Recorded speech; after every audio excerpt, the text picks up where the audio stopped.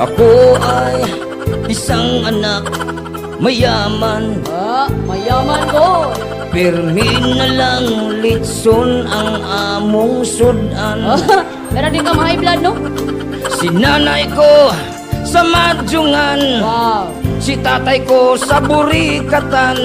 Paano na ngayon ang buhay ko? Kana mo, iluoy kayo.